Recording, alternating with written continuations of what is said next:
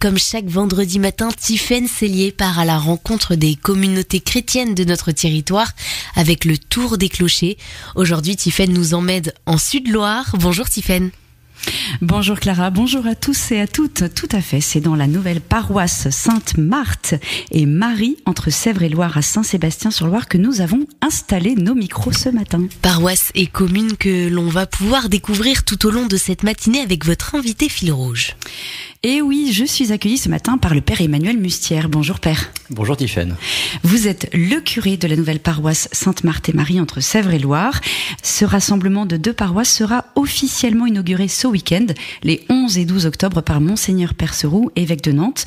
Alors dans cette première demi-heure, on va revenir sur votre parcours, votre arrivée à Saint-Sébastien-sur-Loire et découvrir les spécificités de cette nouvelle paroisse qui regroupe désormais 4 clochers: Saint-Jacques, Saint-Jean l'Évangéliste, Sainte-Famille et Saint-Sébastien. À partir de 7h30, nous accueillerons 2 personnes qui œuvrent à la vitalité de cette paroisse. Nous découvrirons qu'au-dessus de nous vit une famille en mission avec Arthur Brunier. Ensuite, nous découvrirons les initiatives et activités proposées avec Mina Gray, coordinatrice pastorale paroissiale.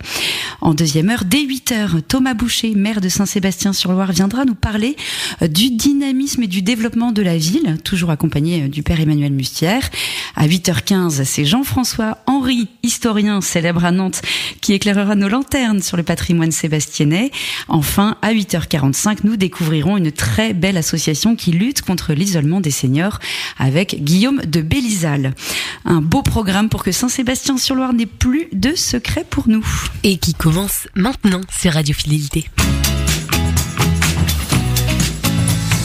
En direct de Saint-Sébastien-sur-Loire.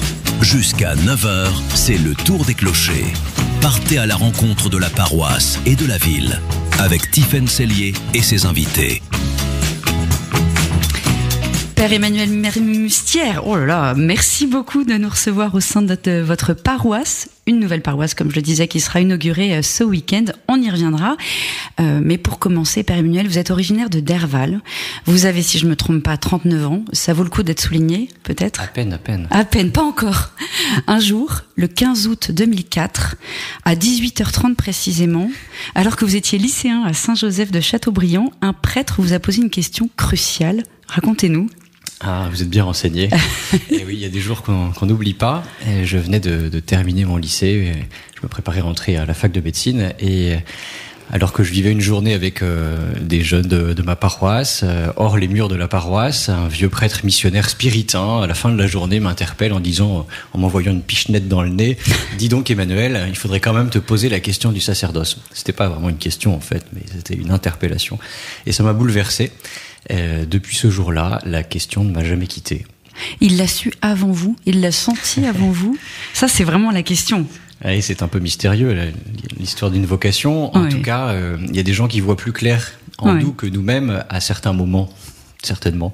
Et donc ce fut le cas ce jour-là, et j'ai compris quelques années après que ce qu'il m'avait dit n'était peut-être pas dû au hasard, mais qu'il avait été inspiré. Voilà. Oui, parce que vous n'êtes pas entré directement au séminaire, vous avez fait des études de médecine, vous le disiez, vous avez continué, mais pourquoi ce choix initial des études de médecine ? Alors, ce que je voulais faire, c'était un métier qui me permette d'être au service des autres. J'avais en tête finalement ce que Jean-Paul II disait aux jeunes, que l'amour et le service soient les règles premières de votre vie. Je ne pouvais pas le mettre en mots à cette époque-là, j'étais à la fin de ma classe de 3e, mais en gros c'était à peu près ça. Aimer servir mes frères au nom du Christ, ça s'est éclairé petit à petit, et finalement l'appel à la médecine. Bon, il y avait 2 choses, il y avait le métier du soin, et puis je savais que les études de médecine étaient difficiles, alors je m'étais dit bah voilà, tu vas y arriver, tu vas il y avait un défi personnel quand même. Un petit peu quand même. Et c'est vrai que la médecine commençait à me passionner, à m'intéresser en tout cas, et notamment la belle figure du médecin généraliste, alors peut-être un peu cliché du médecin de campagne. Oui, médecin de famille. Voilà, et ça me plaisait bien de voir cet homme qui considère la personne tout ce qui fait sa vie et qui s'adresse à des personnes entières et pas simplement, pardon pour les spécialistes, mais parfois on leur reproche d'être spécialiste d'un organe ou d'une fonction d'un organe et comment peuvent-ils faire autrement, mais ne jamais perdre de vue la personne dans sa globalité. Ça me plaisait bien dans la médecine générale et voilà. Enfin, c'est pas si loin du curé finalement. Alors peut-être, en effet. Il y a quelque chose. C'était une étape. Mais je voulais pas non plus me transformer en gourou, mon espèce de chaman. Et donc, à un moment donné, j'ai bien compris qu'il faudrait faire un choix. Alors, il vous a fallu 4 ans. Enfin, il vous a fallu 4 ans de discernement. C'est pas tous des rapides. Bah non, mais c'est pas si long. Enfin, moi, je trouve pas ça si long que ça. Qu'est-ce qui vous a aidé? Ce qui m'a aidé, plusieurs choses. D'abord, ça a été ces années où j'ai mûri. Les études, la vie étudiante fait mûrir. En médecine, on apprend à travailler, à se dépasser. Ça, c'était une première chose. Donc, un temps de maturité humaine. J'ai vécu en petite communauté dans une paroisse avec d'autres étudiants. On avait une règle de vie à Angers et c'était très chouette, édifié par la figure de quelques-uns. Et puis, l'autre chose, c'est que j'ai bien compris qu'en étant seul avec des questions, on pouvait pas avancer très loin, on pouvait tourner en rond assez rapidement, et j'avais compris que l'accompagnement spirituel serait d'un précieux secours et même une obligation. Mais là encore, il a fallu un petit délai avant que je me lance vraiment. Et j'avais demandé à un Oui, mais vous étiez jeune, c'est normal. Oui, ça doit être ça. Non, enfin, un petit peu, il fallait se faire violence pour lancer cela. Et j'ai demandé à un aumônier étudiant qui était en terrain neutre, qui n'avait pas d'interférence avec mes activités pastorales paroissiales, parce que j'en avais aussi à l'époque à Derval, qui m'aide à discerner de manière libre. Ouais. Donc Derval et Angers, c'était ça, ouais. Ouais. Et vous avez été ordonné prêtre le 28 juin 2015. Vous venez donc de fêter vos 10 ans de sacerdoce. Bravo. Vous étiez le seul du diocèse de Nantes cette année-là. Et vous avez passé vos 4 premières années de prêtrise auprès des jeunes à Saint-Nazaire. Ensuite, votre parcours a pris un tournant puisque Monseigneur Soubrier vous a envoyé 2 ans à Paris. Monseigneur Jam, je suis pas si vieux que ça. J'ai dit... Soubrier m'a accueilli au séminaire. Oui, voilà. Mais c'est Monseigneur Jam qui vous a... votre parcours a l'air sérieux, vous pouvez entrer au séminaire. C'était en 2008. Je me suis trompée dans les dates. Tout va bien, Bon, ça va revenir. Il vous envoyait donc, Monseigneur Jam, 2 ans à Paris, à l'Institut supérieur de liturgie. En effet. Qu'est-ce que vous y avez appris? Qu'est-ce que cette formation, en fait, vous a apporté? Alors, j'ai découvert un monde. La liturgie, Monseigneur Jam m'avait dit, vous savez, quand on y réfléchit, c'est un tiers de notre temps, parce que la mission de l'Église peut se résumer en trois grands blocs, annoncer l'Évangile, servir nos frères et célébrer le Christ. Ah oui, effectivement, c'est un tiers de... Et alors, comme ça, c'était pour me convaincre d'aller faire ces études auxquelles je n'avais pas pensé. En fait, j'ai découvert que la liturgie, c'était un monde immense. On croit connaître les choses parce que finalement, on a un peu l'habitude de célébrer. Et en fait, non.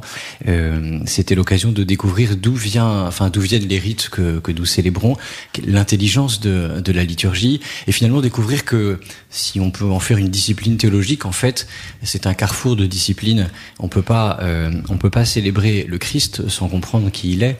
Et donc, il faut faire un peu de théologie, de la christologie, évidemment, de la théologie trinitaire.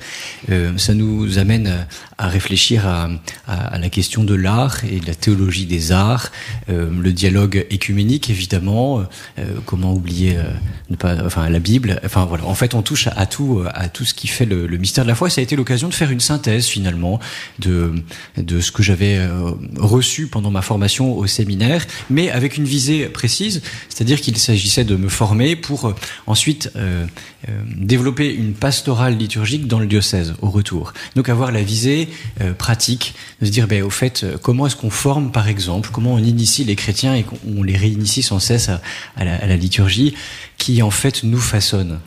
C'est dans la mesure où nous célébrons, que nous vivons ce que l'Église nous propose, que nous apprenons à devenir davantage chrétiens. On devrait tous finalement avoir une formation quand je vous entends. Mais... Nous l'avons tous au minimum en vivant la liturgie, mais ça ne suffit pas. Non. Et c'était d'ailleurs le grand appel du pape François dans une lettre qu'il a écrite le 29 juin 2022, appelant à nous former à la liturgie et nous laisser former par elle. Et en fait, c'est l'aventure de toute une vie. Nous sommes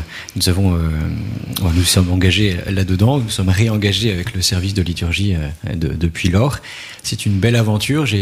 Ça a été un temps aussi pour souffler un petit peu, parce que le ministère à Saint-Nazaire était passionnant auprès des jeunes, mais pas que les jeunes. J'étais prêtre pour tous, enfin j'ai essayé de l'être, dans une paroisse, Saint-Pierre de l'Océan, à l'époque. Faire des études, c'est réinvestir son temps autrement et son énergie autrement, et c'est vrai, il y avait plus de réunions le soir, j'étais confiné assez rapidement, ce qui m'a permis de rendre mon mémoire à l'heure. Oui. Et donc voilà. Le confinement a du bon. Le confinement a du bon, ça a été l'occasion de faire des lectures et puis de découvrir aussi un autre visage d'église, puisque je suis allé vivre à Paris et j'étais accueilli dans une paroisse. Je voulais pas faire de la théologie en chambre déconnectée d'une vie paroissiale, quand bien même je n'avais plus de responsabilité, en tout cas j'étais plus en première ligne sur un certain nombre de sujets. Mais j'ai découvert la vie dans un presbytère parisien et la vie de l'église un peu à Paris, certes en temps de confinement, mais pas que. Oui, mais ça permet de sortir un petit peu de la Loire-Atlantique quand on y est depuis le départ. Et aujourd'hui, vous avez une double casquette, curé de paroisse, évidemment, et responsable du service diocésain de pastorale liturgique et sacramentelle. C'est évident d'articuler ces deux missions ? Mon prédécesseur, le père Bernard Hervouet, quand je suis arrivé dans la première paroisse, m'avait dit la meilleure période de mon ministère, c'est quand j'étais à la fois responsable d'un service, lui c'était le service de formation, et que j'avais un ministère en paroisse, parce qu'il y avait une tension féconde entre les deux. Alors je l'ai cru quand il me l'a dit, en disant maintenant on va le découvrir. Et je crois que c'est vrai. Alors il y a une tension évidemment. Enfin, notre rapport au temps nous se rappelle sans cesse. Complètement distendu peut-être. Mais en fait, c'est très riche en effet pour l'un et pour l'autre de vivre ces deux missions complémentaires. Alors c'est vrai que je pourrais avoir un plein temps pour chacune des missions et ça suffirait amplement. Ça donne aussi une certaine crédibilité quand on arrive dans une paroisse en disant on va parler de liturgie. On dit ah oui, il sait un peu ce que c'est. Enfin, il sait, voilà, il connaît le quotidien. On va pas le contredire. Donc c'est vrai. Enfin, ça légitime. On peut pas faire, je crois, de formation de ce type-là en particulier sans vivre vraiment dans la liturgie de manière concrète dans une communauté incarnée. Et donc ça, de ce point de vue-là, c'est très riche. Et c'est vrai que j'y trouve aussi du ressourcement pour la paroisse, évidemment. Pour revenir à votre parcours, vous êtes arrivé à l'automne 2021 comme curé de la paroisse Saint-Jean, Saint-Jacques, Sainte-Famille, donc 3 clochers. Qu'est-ce qui vous a le plus marqué en arrivant sur ce territoire qui s'étend, je précise aux auditeurs, de Vertou à Nantes, Pirmil, en passant par Saint-Sébastien-sur-Loire? Alors, c'était une découverte pour moi d'arriver dans une paroisse qui soit en périphérie de la ville de Nantes, enfin, bien qu'étant en partie sur la ville de Nantes, puisque nos auditeurs ne le savent peut-être pas. La ville de Nantes ne s'arrête pas à la Loire, mais elle déborde, et c'est le quartier de Pirmil qui était la porte unique d'entrée à Nantes autrefois, avant la construction de tous les ponts successifs. Et donc, ce qui était pour moi nouveau, c'était de découvrir un territoire frontière ou limite entre un cœur de ville que j'avais connu un petit peu et puis par exemple là, le vignoble nantais, on n'y est pas. Donc ça c'était une caractéristique, un territoire qui a été profondément renouvelé, c'est-à-dire que c'était des terres de maraîchers autrefois, et on a loti tout ce territoire arrivant dans une paroisse avec deux églises contemporaines. Alors j'avais connu ça un tout petit peu à Saint-Nazaire, mais c'était encore une expérience différente. Donc cette histoire particulière, une histoire riche et récente, un premier aspect. Un deuxième aspect peut-être, c'est la grande diversité de la population. Il y a une mixité sociale très forte. Oui.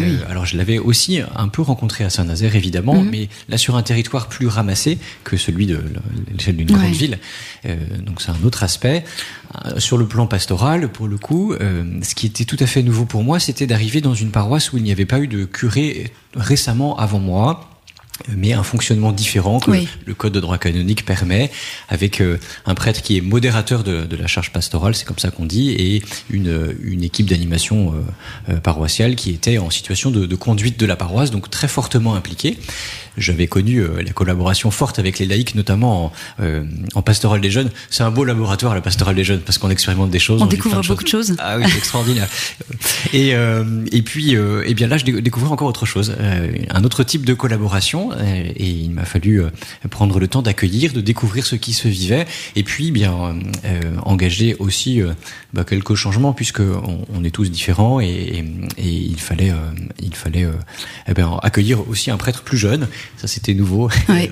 Mais du coup, en fait, vous êtes arrivé pour opérer. Enfin, vous êtes le symbole de plusieurs changements. À la fois passer d'un prêtre modérateur à un curé, d'accueillir un curé jeune. Et la troisième chose, c'est que en 2022, vous êtes arrivé à Saint-Sébastien-sur-Loire comme curé de paroisse. Donc, vous aviez deux paroisses distinctes.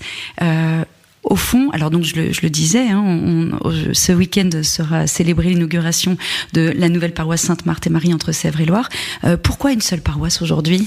C'était pas une évidence. Je n'ai pas été nommé en me disant, Emmanuel, il faut que tu rassembles les deux paroisses pour en faire une seule. Je le redis parce que parfois... Oui, vous saviez pas en arrivant ? Ah non. Alors, je savais que je serais nommé un an après dans la paroisse voisine, puisque 1 an ou 2 ans après, puisque le père René Pelletier avait le droit de faire prétendre... À sa retraite. Exactement. Bien mérité, lui aussi. Mais en fait, on ne savait pas comment on allait s'organiser. Des prêtres qui sont curés de 2 paroisses voisines, ça existe ailleurs dans le diocèse. Oui. Et toutes ces paroisses ne finissent pas par devenir une seule. Des mutualisations sont possibles, il en existait déjà par le passé, d'autres se sont accentuées, et on a pris le pouls. Enfin, le révélateur pour moi, la première prise de température, ça a été au moment où notre évêque, Monseigneur Perceroux, a écrit une lettre pastorale à la Toussaint 2022. Très vite annonçant qu'il faudrait engager une révision des structures. Tout ça, c'était dans la dynamique du synode lancé par le pape François, le synode sur la synodalité, et on avait déjà commencé à travailler à tout cela. Et en fait, la question de la gouvernance, l'avenir de la gouvernance des paroisses du diocèse était posée, et peut-être aussi des frontières des paroisses. Et alors, les assemblées paroissiales tenues à l'hiver 2023 n'ont pas déplacé les foules, mais plusieurs ont pu s'exprimer en disant oui, en fait, ça nous paraît évident qu'on peut pas continuer à fonctionner les uns à côté des autres, et peut-être qu'un avenir commun en une seule paroisse est envisageable. Mmh. Et il y a eu plusieurs prises de parole dans ce sens, dans les groupes de travail, qui laissaient penser que c'était pas complètement stupide que de proposer le projet et de s'y engager, en prenant le temps, bien sûr. Oui, ça se fait pas comme ça en claquant des doigts. Hein. Alors, ce qui a facilité les choses, c'est qu'il y avait quand même quelques mutualisations qui existaient déjà, et puis le fait que le curé, par exemple, peut se déplacer à vélo sur tout le territoire paroissial en 10 minutes, d'un bout à l'autre. Oui, parce qu'on va préciser aux auditeurs, le père Emmanuel Mussière est toujours en vélo. Assez souvent, oui, le plus possible. C'est bon. C'est une chance, parce qu'il y en a qui ont 11 clochers, je pense même 20, je pense à Châteaubriand. Et on ne peut pas faire la même chose. Non, et donc c'est plus difficile de rassembler Moidon-la-Rivière et Soulvache, par exemple, que Saint-Sébastien et le clocher de Saint-Jacques, par exemple. Il suffit de remonter la Loire ou de la descendre, ça dépend dans quel sens on va. Ça dépend de la marée. Et donc vous avez consulté les paroissiens, vous l'avez dit, et vous avez proposé une rencontre aussi qui a rassemblé 200 personnes à la rentrée 2024. Vous avez confié récemment à nos confrères de Ouest France que, je cite, le changement, c'est de l'enthousiasme pour certains, des craintes, des freins pour d'autres. Elle représente quoi en fait cette étape pour vous et pour les paroissiens? Alors, vous dites tout à l'heure, vous employez le mot de symbole. Je ne crois pas être un symbole à moi tout seul. Et d'abord, je ne travaille pas tout seul. Et ce qui est important de dire, c'est que c'est vraiment un travail d'équipe avec les précédentes équipes d'animation paroissiale, l'actuelle EAP, et puis une équipe de pilotage qu'on a montée l'année dernière. C'est vrai que la messe de fondation que va présider notre évêque samedi soir représentera une étape majeure. Disons, ça y est. Là, on peut le dire, la nouvelle paroisse est créée, elle est fondée, et maintenant, apprenons à vivre comme des frères et sœurs membres d'une même paroisse. Ça veut dire que c'est une étape importante. C'est une étape, et il y en aura d'autres, parce que, alors vous évoquiez la rentrée de 2024, c'était la première fois qu'une rentrée commune, une rentrée paroissiale, interparoissiale pour le coup à l'époque, était proposée, et on a voulu mettre cette journée sous le signe de la fraternité, de la rencontre de l'autre. On a été aidé, évidemment par Jésus, le Christ, qui avec une parole de l'Évangile qui me guide depuis que j'ai été nommé curé dans la première paroisse. C'est à l'amour que vous aurez les uns pour les autres que tous reconnaîtront que vous êtes mes disciples. Et vraiment, ce verset de l'Écriture m'a habité profondément. Et je l'ai croisé régulièrement et à chaque fois avec les EAP, on est revenu dessus en disant qu'est-ce que c'est qu'une communauté chrétienne si ce n'est des frères et des sœurs qui ne se sont pas choisis et qui apprennent à s'aimer. Et ça, c'est jamais terminé. Voilà ce qu'on a essayé de vivre et voilà ce que je crois l'ambition de la paroisse. Et c'est ce qu'on lit dans le projet. Dans le projet pastoral de la nouvelle paroisse Sainte-Marthe et Marie entre Sèvres-et-Loire que vous présenterez justement demain après la messe célébrée par Monseigneur Perceroux. Vous évoquez justement l'aspiration à chercher l'unité qui ne soit pas l'uniformité. Je crois que c'est vraiment très important. Qu'est-ce que ça signifie concrètement pour cette nouvelle paroisse ? Comment ça va se traduire ? Eh bien, de plusieurs manières, évidemment.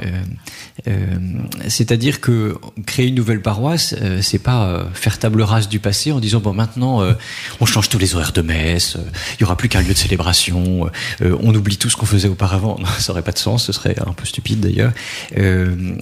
Plutôt la question, c'est comment est-ce qu'on met en commun nos forces et nos faiblesses, et on peut s'aider les uns les autres. Alors, en simplifiant la structure d'une paroisse, il y a des choses qui vont s'unifier. Il n'y a plus qu'une seule équipe d'animation pastorale. Il y aura bientôt plus qu'un conseil pour les affaires économiques. Ça fait des réunions en moins, c'est bien, et ça libère du temps pour lancer des projets, des projets missionnaires, et se recentrer peut-être sur la mission qui est l'annonce de l'Évangile, le service des frères, et peut-être passer moins de temps dans les questions de gouvernance qui peuvent avoir un côté un peu usant parfois, parce que quand on a des choses en double, eh bien on perd du temps. Mais il y a des initiatives locales, vous voyez, qui continueront et des choses qu'on ne fera que dans un clocher parce que c'est l'initiative de ce clocher, et d'autres lanceront d'autres propositions. Donc voilà. On garde les spécificités locales. Le pape François dans l'exhortation apostolique, la joie de l'Évangile, qui nous a aidé à faire connaissance avec lui, et c'était il y a fort longtemps maintenant, en 2013, avait formulé ceci en disant, il n'était pas le premier, mais que la grâce d'une paroisse, c'est d'être une communauté de communautés. Alors, il ne s'agit pas de se dire, oh là, c'est des chapelles juxtaposées, et puis qui essaient de cohabiter un peu comme elles peuvent. Non. Il s'agit bien de former une seule communauté, mais en considérant que il ne peut y avoir de véritable communauté que si on est de quelque part, et si on est raciné quelque part, et qu'on vit l'Évangile ensemble en un lieu. Et ça, c'est très important. On ne va pas faire les mêmes propositions dans le quartier de Pirmil, qui est un quartier semi-piétonnier, qui va être complètement bouleversé par des projets de la ville, comme à la porte de Vertou, par exemple. Parce que on n'a pas c'est pas les mêmes réalités. Et on reviendra sur le projet pastoral. Merci Père pour ces premiers échanges. On va revenir sur ce projet pastoral, sur les dynamiques et les particularités de votre paroisse. Restez avec nous. On revient juste après la météo. En direct de Saint-Sébastien-sur-Loire, c'est le Tour des Clochers. Il est 7h31 et nous poursuivons notre tour des clochers en direct de la nouvelle paroisse Sainte-Marthe et Marie entre Sèvres et Loire. On va maintenant rencontrer les acteurs ou deux acteurs qui font vivre cette communauté paroissiale au quotidien, toujours avec le Père Emmanuel Mustière. Pour commencer, nous accueillons Arthur Brunier. Bonjour Arthur. Bonjour à tous. Vous êtes ici en mission avec votre femme Maglone et vos 3 enfants depuis 1 an, juste au-dessus de nous, qui sont en train de dormir, je pense. Vous allez nous parler de votre mission, mais avant cela, on a envie de comprendre ce qui amène un couple, une famille, à se mettre au service d'une paroisse. Vous étiez auparavant aux Olivettes, à la chapelle Saint-Joseph dans Nantes. Expliquez-nous en quelques mots votre parcours. Racontez-nous comment cette aventure a commencé. Alors on a l'un et l'autre, Maglone et moi-même, grandi dans des familles chrétiennes, investies et engagées. Et on avait, je crois, vraiment à cœur de se mettre au service. Et on trouve que c'est plus facile d'être acteur et vivre sa foi quand on s'engage. On est parfois trop tenté de rester dans son canapé et le fait d'avoir cette mission, d'être attendu, oblige quelque part et rend l'action plus simple pour être au service des uns et des autres. Et là, cette mission à Saint-Sébastien, c'est une mission qui a été proposée par le diocèse ?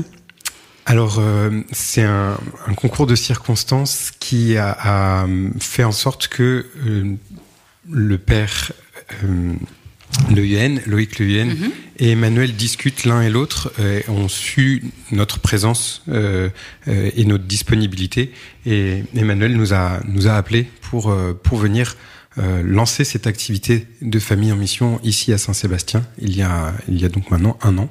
Ouais.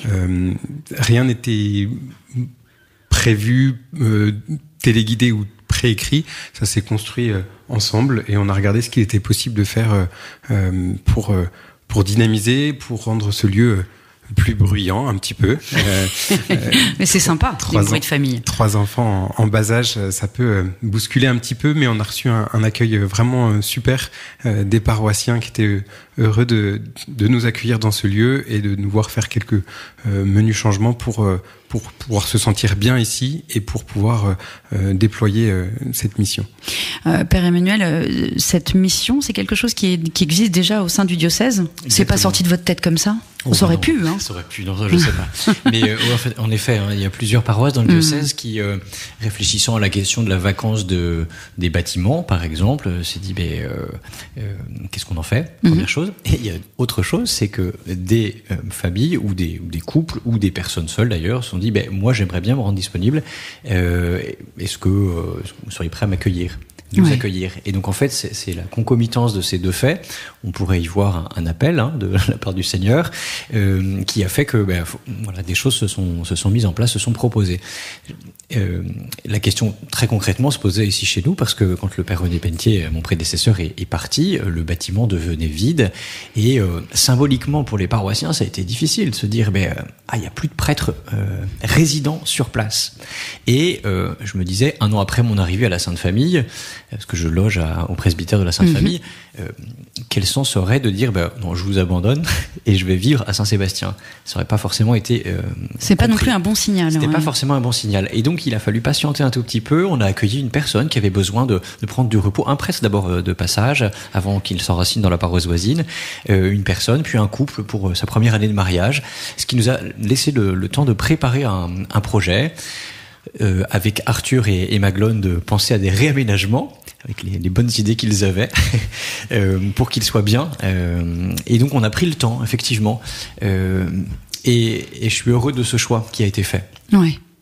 Mais Arthur, du coup, c'est quoi votre mission, les services que vous fournissez concrètement? Alors, à part le très bon café que vous m'avez servi ce matin, un café joyeux avec des croissants, mais je crois que c'est vous, Père Emmanuel. Mais on est très bien reçus. Mais je suis toujours bien reçue dans les paroisses. Je vais prendre 10 kilos.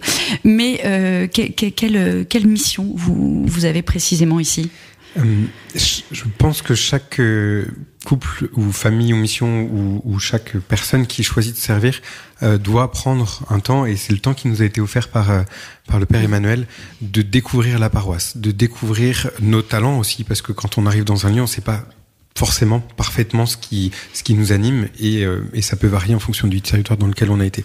Donc on a pris 8 mois pour découvrir, passer de lieu en lieu, de clocher en clocher, d'activités, pour connaître le terreau dans lequel on allait devoir s'enraciner. Et on a écrit une forme de rapport d'étonnement et d'envie de ce qui nous avait marqué et de ce vers quoi on avait envie de tendre. Alors bien sûr, on n'a pas rien fait pendant ces 8 mois, on a lancé des petites choses ça et là, mais Emmanuel et Mina ont pris le temps. Mina Gray, qui est la CPP. Exactement. Qu'on aura juste après. On s'est réunis, on a partagé sur ces éléments-là, et Emmanuel a rédigé du coup une lettre de mission qui nous envoie vraiment, qui comporte 3 éléments principaux. En tant que famille, on va être tourné vers les familles pour dynamiser, écouter, aller vers celles et ceux qui se sentent un petit peu plus loin. Ça passe par des éléments très concrets. Aujourd'hui, nous sommes référents de la paroisse au sein de l'école Sainte-Thérèse, qui est à 2 pas d'ici, donc auprès des parents. On a pris le relais de Mina pour ça, mais puisque nous, on a déjà un pied dedans grâce à nos enfants. Et puis c'est également organisé chaque 2e dimanche du mois un après-midi qu'on appelle les après-midi familles. Ça, c'est une idée qu'on a mis en place l'année dernière avec Maglone pour rejoindre celles et ceux qui se sentent un peu trop loin de cette réalité de la messe qui réunit les chrétiens. Mais voilà, on a une inspiration, on a des questions, on sait pas trop comment faire, et du coup on a besoin de trouver des lieux où on se rencontre pour un temps de partage convivial tout simple, d'un goûter, de jeux, avec nos enfants, juste entre adultes. Enfin, on essaie d'organiser des petits espaces comme ça qui permettent à chacun. Je pense même aux nouveaux arrivants, puisque Saint-Sébastien est proche de Nantes, donc accueille fréquemment à la rentrée des nouvelles familles. C'est une manière aussi d'accueillir ces nouvelles familles et de les rapprocher de la paroisse. Tout à fait, on va rester très humble, c'est encore tout petit, on démarre, pour l'instant c'est un petit groupe, mais qui est vraiment appelé à se développer. D'ailleurs on en parle sur une antenne de radio, donc si certains entendent ce message, n'hésitez pas, le deuxième dimanche de chaque mois, à venir nous rejoindre de 16h à 18h à la maison paroissiale de Saint-Sébastien. Alors, vous avez participé quelque part à la mise en place de cette nouvelle paroisse, Sainte-Marthe et Marie entre Sèvres et Loire. Quel regard vous portez justement sur cette nouvelle étape ? Nous, on est arrivé vraiment dans une phase active du changement. C'était intéressant. Je rejoins vraiment ce que disait Emmanuel et que vous citiez tout à l'heure dans les colonnes de Ouest France. Ça crée vraiment de l'enthousiasme. On voit vraiment des gens qui sont hyper motivés à l'idée de cette nouvelle étape et d'autres qui sont un petit peu plus réticents. Et c'est intéressant d'essayer de comprendre le pourquoi de chacun et d'accompagner ça. Donc moi, je trouve que c'est vraiment enthousiasmant. Ça demande pas mal d'énergie. On est vraiment dans une phase avec l'événement de demain et après-demain qui à mobiliser beaucoup de monde et pour en faire une vraie fête. Une paroissienne membre de la Paix disait c'est un peu le mariage de nos deux paroisses, donc on a envie que ça soit vraiment c'est une belle image, ça, une vraie fête. Il y aura un traiteur. Alors c'est la partie convivialité, c'est chacun qui y contribue et ça fait partie du deuxième volet de la mission qui nous a été confiée par Emmanuel et Mina avec Maglone, et puis au sein de l'AP, moi c'est ma responsabilité de veiller à ce que justement ces temps de liturgie soient beaux, mais que les temps d'accueil, les temps de partage soient aussi riches, porteurs de sens. Et donc ça fait partie de ce souhait que moi j'ai vraiment de permettre ça. Concrètement, on n'est pas obligé de se contenter d'ouvrir une boîte de gâteaux apéritifs pour dire qu'on a fait un super apéro. On peut faire mieux. Avis aux Sébastienais qui nous écoutent. Arthur aime beaucoup cela. C'est une manière de révéler les talents des personnes aussi. Et ça rejoint aussi une dynamique paroissiale. Je pense à les engagements autour de l'Église verte en disant on peut faire des choses de bonnes choses simplement avec des produits de qualité et en y mettant tout son cœur. Mais le pape François disait qu'on ne célèbre pas un mariage avec du thé. On peut aller dans le même sens. Arthur, vous êtes également manager au Café Joyeux à Nantes. Je souligne ça parce que je vois cette mission qui vous prend du temps, vous en parliez, et c'est quand même quelque chose d'assez engageant, à la fois d'être acteur de cette paroisse, d'œuvrer pour ce rassemblement des deux paroisses, mais également s'occuper de votre famille et être aussi manager au Café Joyeux.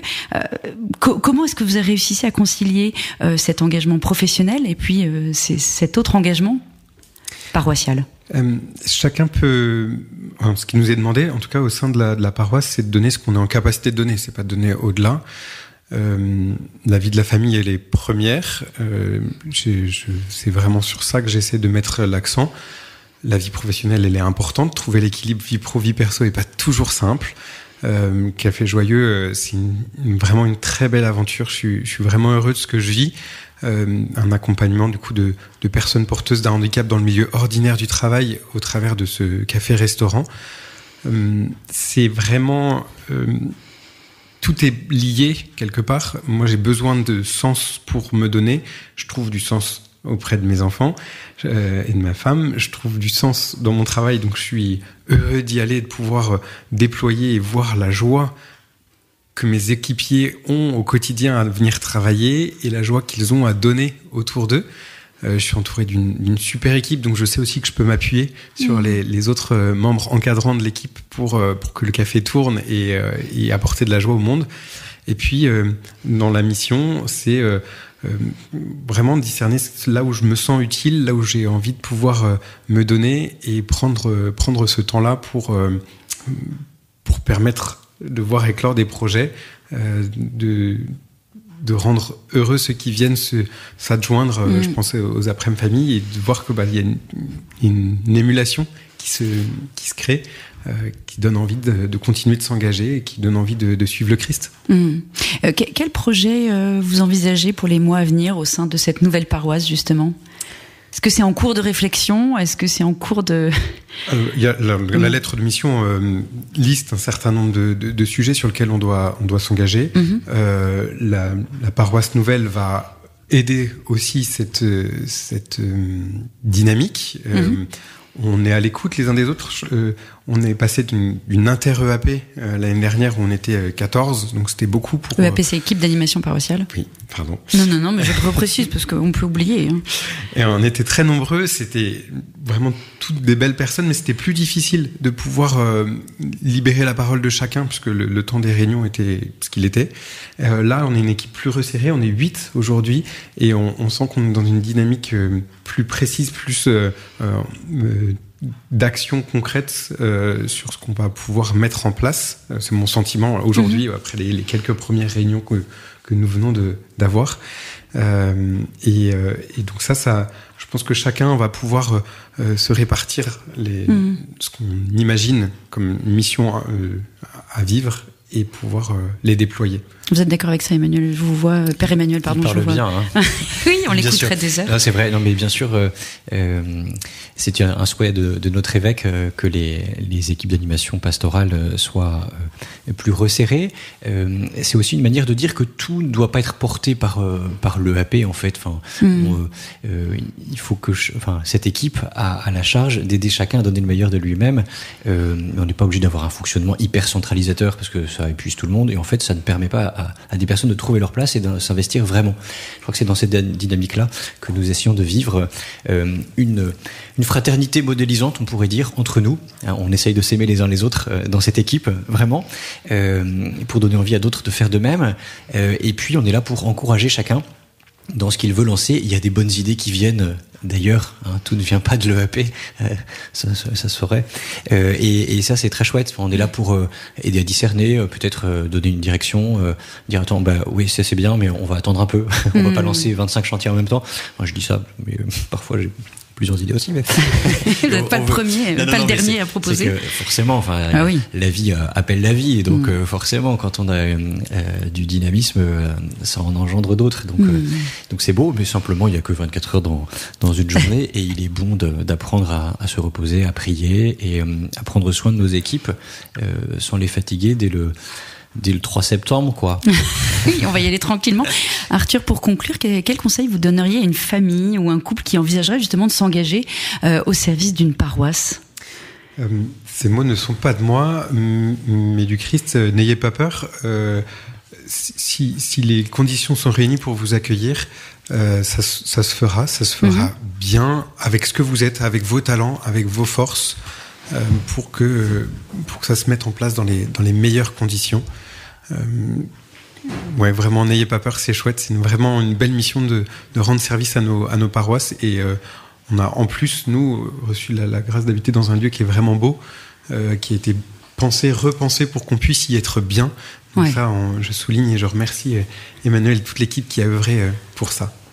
N'ayez pas peur, on retiendra. Merci d'avoir pris le temps de répondre à mes questions, Arthur. Merci pour votre témoignage inspirant. Et en direct de Saint-Sébastien-sur-Loire, c'est le Tour des Clochers.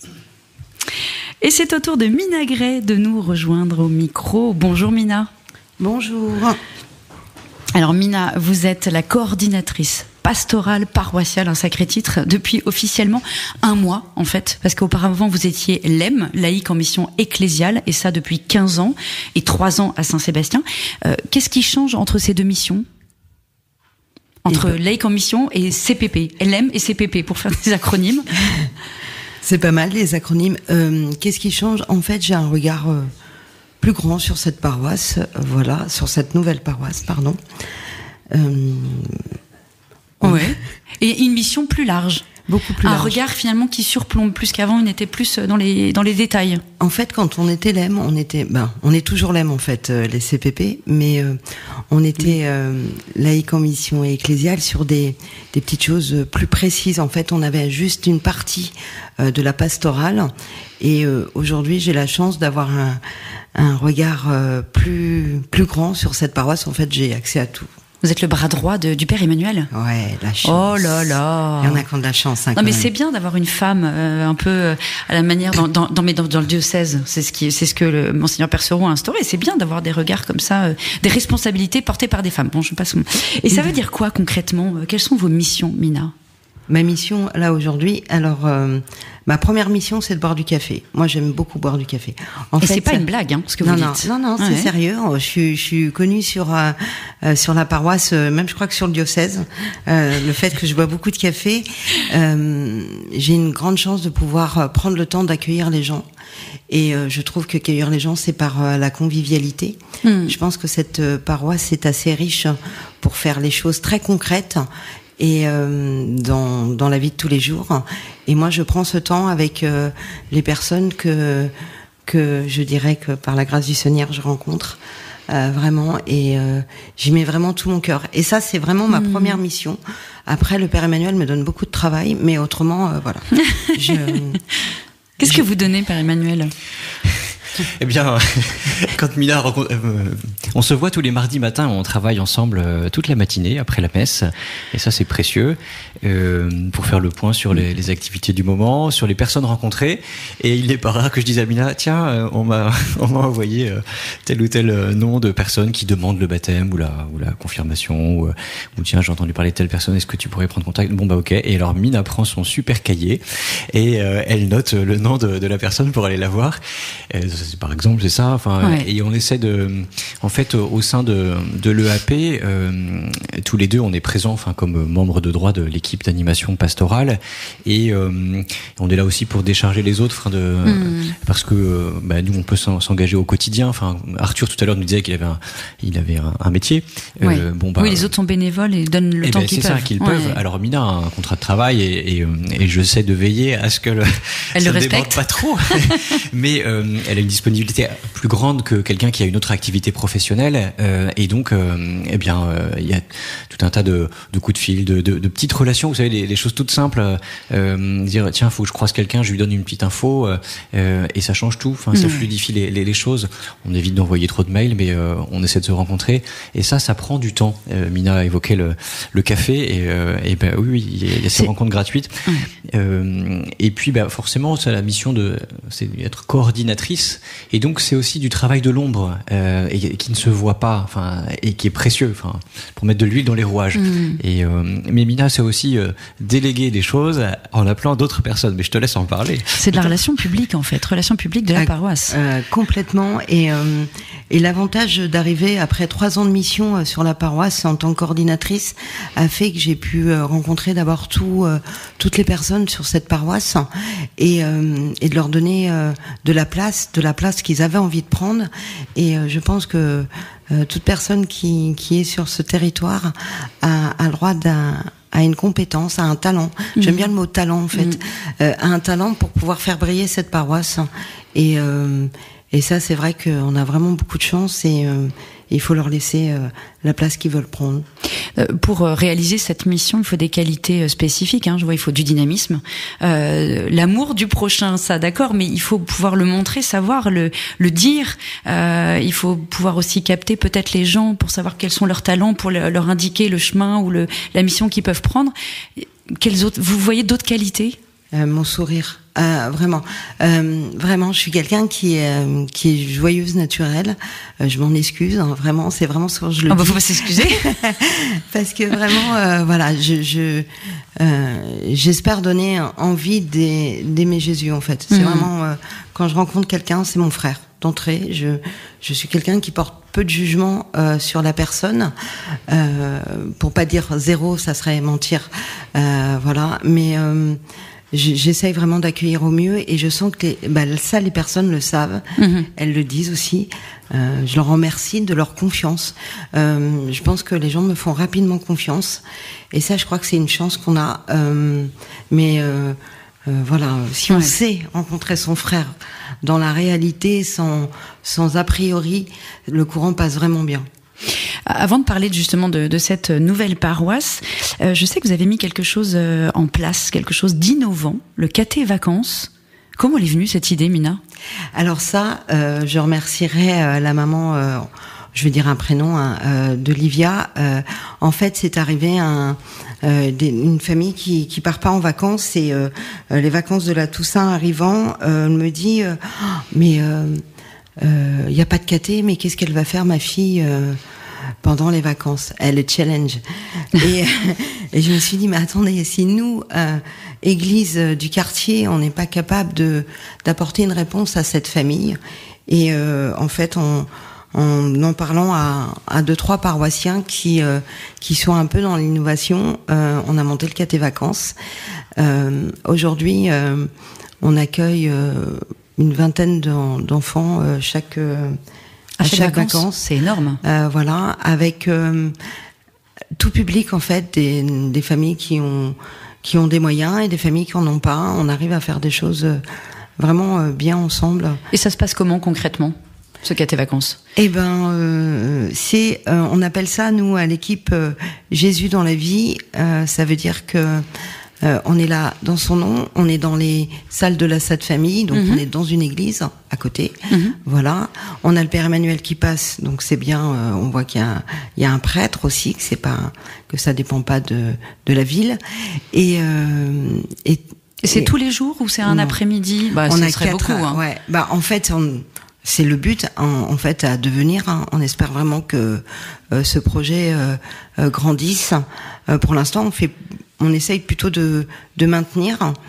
Et en fait, c'est un peu dans l'esprit patronage où en fait, on a des grands frères et des grandes sœurs. Les grands s'occupent des petits. Voilà. Ah oui, donc vous allez peut-être en faire un patronage. C'est notre souhait. Ouais. Voilà. C'est un gros projet qu'on a en arrière-plan pour la nouvelle paroisse. Ouais. Mais je ne dis pas trop de choses. Non, mais je vois que effectivement la jeunesse c'est quand même quelque chose d'important. C'est une population finalement qui appelle à il faut qu'on s'en occupe dans les paroisses, parce que je vois Caté Vacances Frates lycéens, le caté, les petits déj collégiens, l'aumônerie des collégiens, sans parler des sacrements évidemment, l'appel aux sacrements. Qu'est-ce qui anime les jeunes aujourd'hui dans ce coin finalement Sud-Loire? Qu'est-ce qui préoccupe les jeunes et comment vous les aider à approfondir cette foi naissante ou cette foi ancrée? Alors ça, c'est le beau mystère qu'on peut avoir dans cette paroisse. En fait, les jeunes appellent les jeunes. On a vraiment cette chance-là. Ils viennent de tout horizon et ils viennent avec leurs questionnements et leurs doutes. Et ils font équipe ensemble et ils grandissent ensemble. Voilà, le dynamisme au Caté Vacances, on le voit parce que en fait ils emmènent 1, 2, 3 copains. Exemple, pendant les vacances de la Toussaint, il y a un jour on a plus d'adolescents que d'enfants. Donc voilà, pourquoi je dis maintenant on sait pourquoi, parce qu'en fait ils aiment se voir, ils aiment être ensemble et ils aiment faire des choses ensemble. Vous êtes ce lieu de rencontre. Ouais, on devient le lieu de rencontre. Ils aiment. On a préparé mardi soir. Je crois qu'ils ont passé plus de temps à discuter ensemble. Ils étaient contents de se revoir parce qu'en fait cette paroisse, elle a une difficulté qui peut être assez grosse, c'est que les enfants sont de collèges différents, les jeunes sont de collèges différents et de lycées différents, et on est vraiment éclatés. On n'a pas un établissement qui rassemble. Et du coup, ça veut dire que ces jeunes se voient que sur ces lieux-là. Mais oui, c'est ce qu'on disait. Chaque clocher, quasiment, est dans une ville différente. Oui, quasiment. Hein. Oui. Et du coup, ils ont tous un collège et on leur demande d'être. Et c'est ce lieu-là. Et on voit bien que mardi soir, il devait être de 6 ou 7 établissements différents. Ouais. Donc, et je pensais au projet pastoral qui définit 4 axes missionnaires prioritaires. On pourra pas tout dire, et puis les paroissiens vont le découvrir demain, puisque vous allez le présenter, Père Emmanuel, après la messe. Mais vous insistez beaucoup sur l'accompagnement des familles et des jeunes. C'est vraiment une priorité ? Je crois que oui. Oui. Bien sûr. Alors, quand on pense aux familles et aux jeunes, on n'exclut personne, et y compris les personnes seules, qu'elles soient célibataires, qu'elles soient veuves, en tout état de vie. Mais évidemment, si on veut accompagner les personnes sur un temps long, ceux qui ont le plus besoin du soutien de l'Église, c'est peut-être les parents au moment où ils sont en train d'essayer de faire grandir leurs enfants. Tiffaine, vous êtes maman vous-même. Oui. Vous savez exactement. Ce que sont c'est pas facile. Non, c'est vrai, c'est important d'avoir un relais. Bien sûr. Et en fait, ça nous évite d'être dans la ponctualité en disant bon, on va répondre à une demande à un instant T, et puis après, tant pis, il n'y aura plus rien. L'accompagnement des familles, c'est aussi les aider à grandir. On veut les aider à cheminer avec le Christ pendant le temps de l'enfance, de l'adolescence des enfants, pour qu'ensuite, quand ils seront adultes, eh bien, ils puissent donner à leur tour, ils puissent vivre et qu'ils aient reçu l'essentiel, en fait, qu'ils soient accrochés au Christ. Et il y a beaucoup de choses qui se passent pendant ce temps de l'enfance. Et les parents ont besoin d'aide. Oui, exactement. Merci beaucoup, Mina, d'avoir pris le temps de partager votre mission. Je rappelle que vous êtes la coordinatrice pastorale paroissiale de la paroisse Sainte-Marthe-et-Marie entre Sèvres et Loire. Il est 7h58 et juste après l'essentiel de l'information, nous continuerons notre découverte de Saint-Sébastien-sur-Loire. Et pour cela, nous serons en compagnie de Thomas Boucher, maire de la commune, qui a repris les rênes de la mairie il y a quelques mois. Et puis, nous partirons à la découverte de l'histoire du patrimoine sébastianais avec un historien de renom. Restez avec nous sur Radio Fidélité, la suite du Tour des Clochers. C'est juste après les Flash Infos. Vous êtes sur Radio Fidélité et jusqu'à 9h, c'est le Tour des Clochers en direct de Saint-Sébastien-sur-Loire. Tiffaine Sellier et ses invités reviennent dans quelques instants. Le Tour des Clochers vous est présenté par la Maison du Bon Pasteur, EHPAD associatif au service des prêtres et des laïcs dans le quartier Saint-Donatien à Nantes.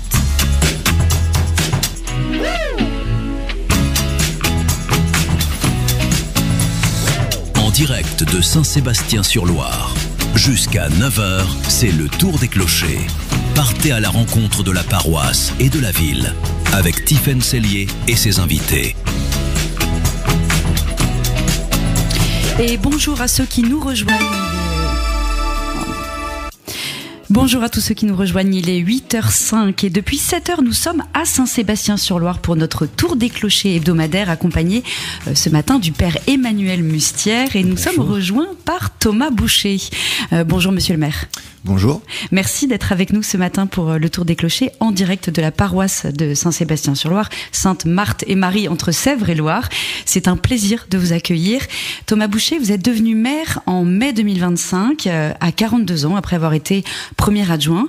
Mais avant la politique, vous aviez un parcours assez exceptionnel puisque vous avez été champion du monde de roller de vitesse à 3 reprises. Première question, comment passe-t-on du sport de haut niveau à la mairie d'une commune de 28 000 habitants ? Eh ben, bonne question. Donc, plus sérieusement, bonjour à tous, pour tous les auditeurs, bien sûr.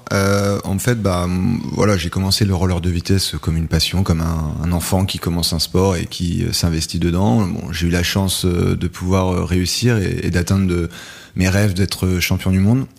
Mais en parallèle de ça, j'étais aussi bénévole au club de Saint-Sébastien, au club de roller. J'étais aussi investi dans le conseil d'administration pendant des années.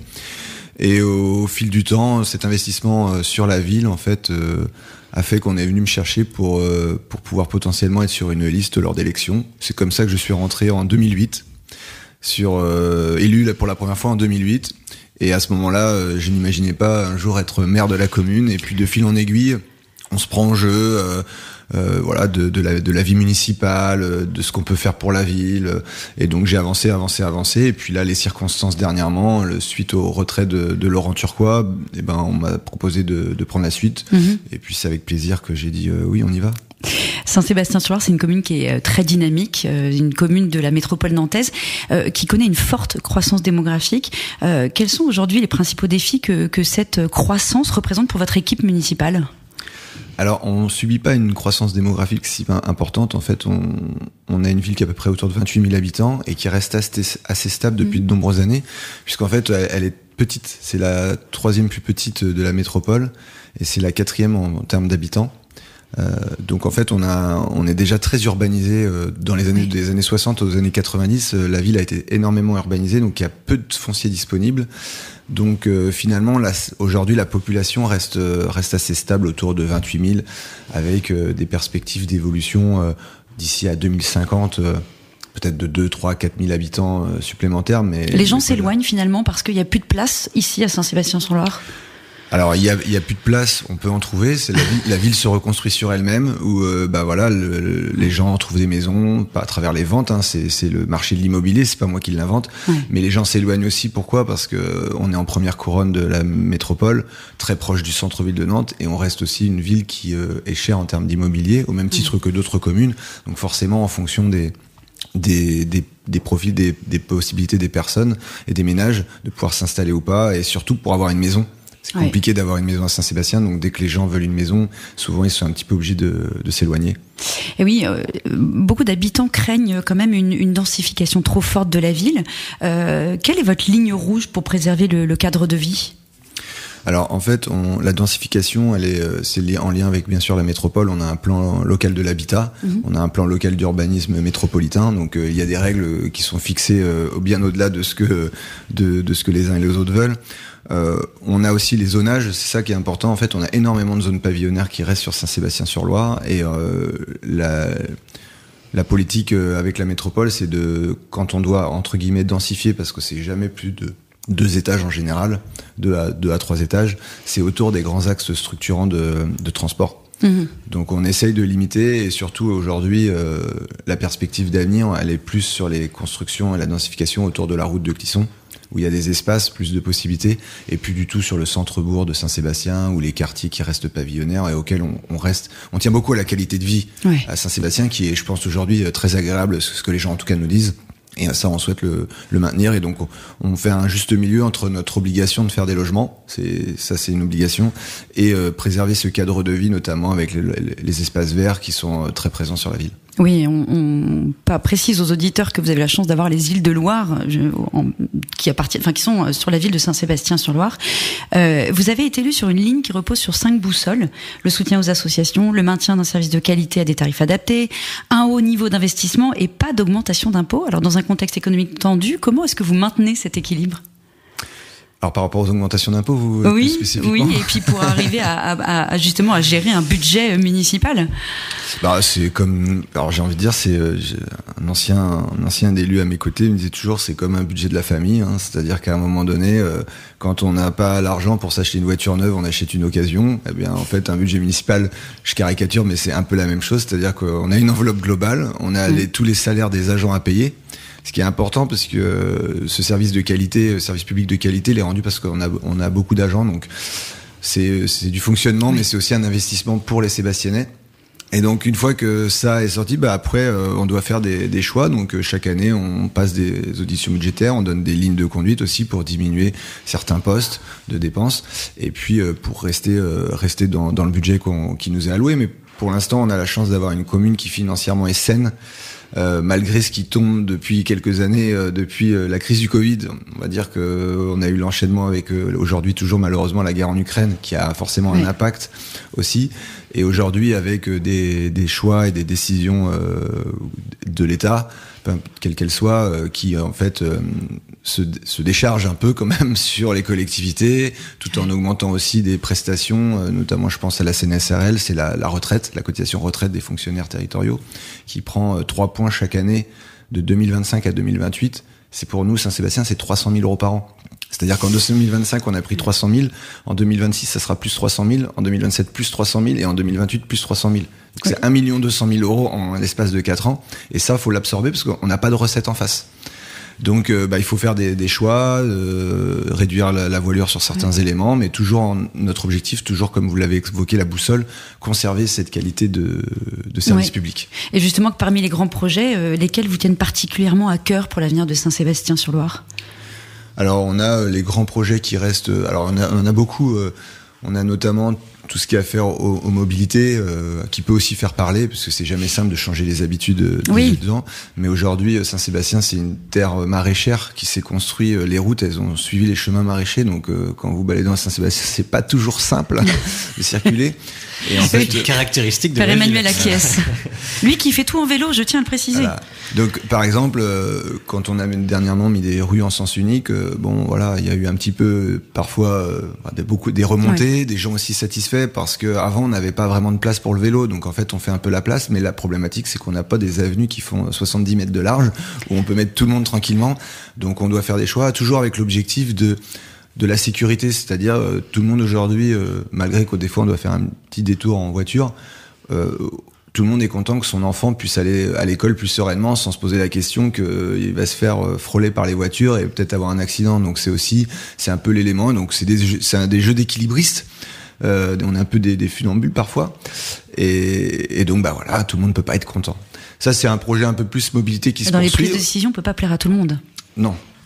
Je pense que Père Emmanuel pourra le dire aussi. Enfin, je veux dire, quand on est entre guillemets un chef, ou en tout cas quand on doit mener une communauté, il y a des décisions qui ne plaisent pas, mais qui sont peut-être avec une bonne vision d'avenir. Voilà. Bah, en tout cas, on espère que c'est la bonne vision d'avenir. Mais voilà, donc il y a cet aspect des mobilités avec la ville apaisée qui aujourd'hui va repasser un petit peu à l'étude pour voir comment faire évoluer la suite, parce que voilà, on a fait une première étape. Pour autant, bah, il faut savoir faire l'évaluation pour voir si tout est bien. Est-ce que on doit changer les prismes pour les années à venir. Puis ensuite, après, on a des grands projets d'équipements qui peuvent être sportifs ou de végétalisation, notamment de la ville, ou d'entretien, bien sûr, des espaces verts. Vous avez parlé des îles, du bois des Grippeaux, par exemple. Et tout près d'ici, juste à quelques mètres, à côté de l'église, nous avons la végétation du square de Verdun. Donc, les travaux ont bien commencé d'ici ce mois-ci, fin du mois ou début du mois prochain, où d'un square qui... voilà, où on a quelques arbres qui sont un peu défraîchis, on va dire, qui sert parfois plus de parking que d'espace de vie. On a un projet qui va commencer bientôt, et donc on va revégétaliser tout le square de Verdun. Et ça, c'est un petit peu aussi un axe sur la ville, de pouvoir redonner des espaces verts. Mais dans une ville qui est très urbanisée.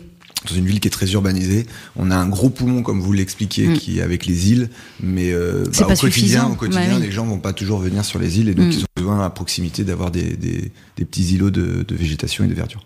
Alors on est ce matin dans cette nouvelle paroisse Sainte-Marthe et Marie entre Sèvres-et-Loire à Saint-Sébastien.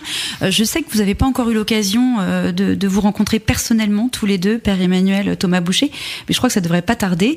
Père Emmanuel, comment vous voyez les liens entre la municipalité et puis les différentes communautés qui font vivre ce territoire, ou en tout cas notre communauté, cette communauté chrétienne? Les liens sont bons, on peut le dire. On a l'occasion de collaborer sur plusieurs projets. Je pense à des paroissiens, par exemple, qui sont investis dans la vie de la commune de Saint-Sébastien, dans les associations, certains même au sein du conseil municipal. Et je pense à des projets aussi. Alors, vous évoquiez la végétalisation, mais il y a aussi un projet qui a été lancé par un collectif dans lequel plusieurs paroissiens sont investis sur l'installation de panneaux photovoltaïques sur l'église. C'est une dynamique qui est forte, portée par la paroisse avec le label Église verte, qui était porté d'ailleurs par les deux anciennes paroisses depuis longtemps. Et ça a donné lieu à des rencontres, à des échanges, savoir ce qui pouvait être fait. La mairie prend sa part par exemple, à financer l'étude de structure pour étudier simplement la faisabilité du projet. Voilà un exemple. Et puis on a l'occasion de se retrouver sur des moments importants. Je pense à le 11 novembre ou le 8 mai, par exemple, qui sont des moments où vous évoquiez la guerre en Ukraine tout à l'heure. Enfin, on peut pas dire que la paix est acquise une fois pour toutes, et ce sont des rendez-vous où la mémoire du passé nous aide à réfléchir pour aujourd'hui, et je crois que contribuer au bien commun, au service de la paix, du bien commun, enfin c'est quelque chose qui nous est commun, justement, et une paroisse prend sa part, je crois, enfin dans la vie de la cité, modestement, humblement, comme elle le peut. Voilà des moments de Thomas de Boucher, rencontre. oui, comment vous voyez, justement, pour terminer cet entretien avec vous, comment vous voyez ce lien avec la paroisse de Saint-Sébastien, enfin Sainte-Marthe et Marie entre Sèvres et Loire? Alors comme comme disait Père Emmanuel, excusez-moi, les relations sont très bonnes. Alors d'autant plus qu'automatiquement, l'église appartenant étant propriété de la ville, vaut mieux que les relations soient bonnes. Oui, mais c'est pas toujours le cas. Et en effet, à travers l'Église verte, on a à la fois fait l'audit de structure et à la fois il est envisagé donc de refaire la charpente en partie, enfin de refaire des différents travaux dans les 2 années à venir pour permettre d'accueillir notamment ces panneaux photovoltaïques. Donc on a des points communs en fait. En plus, je dirais, c'est-à-dire que c'est de l'engagement auprès des citoyens, c'est essayer de trouver le bien vivre ensemble, l'harmonie entre tout le monde. Donc je pense qu'il y a beaucoup de similitudes entre nos postes, si je puis dire comme ça. Aux missions. Voilà, nos missions. Père Emmanuel, il est accompagné de toute une équipe. Moi, je suis accompagné de toute une équipe. Et l'objectif, c'est de rendre service aux habitants. Et de faire qu'on vive tous bien ensemble au quotidien, avec ces aléas qui sont pas toujours simples à régler, mais auxquels on donne en tout cas le maximum. Et je pense qu'il y a une notion d'engagement. Oui. C'est-à-dire qu'une fois qu'on y va, on y va. Oui. Et on s'arrête pas en cours de route, on va jusqu'au bout. Et puis après, on fait le bilan en espérant qu'on ait fait du mieux possible. Écoutez, on vous souhaite une bonne suite de mandat. Merci beaucoup Thomas Boucher pour ce temps d'échange trop court. Je rappelle que vous êtes le maire de Saint-Sébastien-sur-Loire. Bonne journée, bonne continuation au service des Sébastianais et Sébastianaises. Merci, bonne journée. Tout de suite, place à l'histoire du patrimoine avec Jean-François Henry. En direct de Saint-Sébastien-sur-Loire, c'est le Tour des Clochers. Bonjour Jean-François, merci beaucoup d'être avec nous ce matin sur Radio Fidélité. On vous connaît un petit peu, on vous a entendu pour la réouverture de la cathédrale. Pour commencer, pourquoi ce nom de Saint-Sébastien-sur-Loire ? L'origine, on n'en sait pas grand-chose. Non, on pense que au départ, le nom c'est Saint-Sébastien sur Aigne, un nom inconnu. L'origine, certains ont pensé que ça venait de l'eau, ou d'une hauteur, donc c'est-à-dire une partie qui domine un peu la Loire. Donc Saint-Sébastien d'Aigne, ça serait la plus vieille appellation de notre lieu. Et après il y avait Saint-Sébastien-lès-Nantes. Alors lès-Nantes, le lès, ça veut dire proche de Nantes, comme on avait Rosé, lès-Nantes. C'est une appellation qui était habituelle, mais qui n'a pas été véritablement reconnue, et ce n'est que tardivement qu'on est passé à Saint-Sébastien-sur-Loire. Alors, Saint-Sébastien a été marqué par 2 pèlerinages historiques. D'abord, il y a Pirmil et le chemin de Saint-Jacques. Voilà. Racontez-nous. Je pense que quand on évoque cette région-là, il faut d'abord parler des 2 axes, c'est-à-dire la Loire et la Sèvre. Oui. Nous sommes vraiment un lieu de carrefour et à une époque où l'essentiel de la circulation était une circulation fluviale. Donc, la Loire, c'est une véritable autoroute qui permet d'aller depuis les origines de l'occupation humaine jusqu'au centre même de notre pays. C'est-à-dire qu'en remontant la Loire, on a cet avantage, c'est que le courant est à l'inverse du vent dominant. C'est-à-dire que le vent d'ouest pousse donc vers l'est et le courant amène vers l'ouest. Donc c'est très pratique pour circuler. Donc la Loire devient l'axe premier avec une confluence alors autour de un peu plus en aval avec Nantes. Donc on a la Sèvre et puis au nord on a l'Erdre. Donc c'est vraiment un pays d'eau avec tout près de chez nous les marais de Gaulaine. Oui, on est entouré d'eau ici. Voilà, donc on peut imaginer que notre premier évêque, donc c'est la fête aujourd'hui, Saint-Clair. Exactement. Ah. Eh bien notre évêque le premier a dû passer par là et on a dû être des premiers paroissiens à voir passer notre Clarus, notre premier évêque. Mais ça, c'est une belle histoire. Voilà, pour sa venue demain, eh bien, c'est l'occasion de le parler. Et puis, vous évoquiez donc deux axes, c'est-à-dire Pirmil. Oui.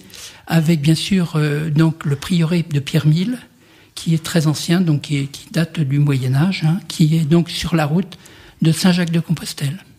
Donc là, on est sur un axe essentiel de la chrétienté du Moyen-Âge. Donc l'axe qui est donc nord-sud, essentiel, donc on va vers Saint-Jacques, et le seul passage, tout à l'heure on l'évoquait, le seul pont qui existait à l'époque, c'est le pont de Pirmil. Et ça, c'est encore, moi je me souviens, étant jeune, on ne pouvait passer que par Pirmil pour descendre vers le sud. Donc là, c'est un axe privilégié, avec donc le prieuré, et juste à côté, un endroit pour recueillir notamment les pèlerins et pour les soigner. D'accord, donc le pèlerinage à Saint-Sébastien, il avait un rôle particulier. On est à Pirmille. Ah oui. Deuxième pèlerinage. Ah oui, c'est le deuxième pèlerinage, donc qui date probablement du 14e, suite à la grande peste de 1348, donc qui est donc le pèlerinage pour lutter contre la peste. Ah oui, parce que comme vous parlez d'hôpital, j'ai imaginé. D'accord. Non, voilà. Donc le deuxième pèlerinage est celui donc de Saint-Sébastien, qui a une portée pratiquement nationale, au point que Rabelais, le célèbre Rabelais, en parle dans Gargantua, et on se rendait à Saint-Sébastien d'Aigne pour lutter contre la peste et prier donc ce premier martyr qui a lutté donc contre la peste. On va tous relire Rabelais alors. Ah bah bien sûr. À défaut de quand même Gargantua mange 2 pèlerins au passage. Ah oui, d'accord. En mangeant des laitues. Les laitues, bien sûr, qui poussaient sur les bords de Loire. Voilà. Mais c'est quand même des lieux essentiels quand même. Hein. Ah, c'est quand on arrive ici, on ne le sait pas. C'est très intéressant. Voilà. Voulez-vous pencher sur les 4 sanctuaires?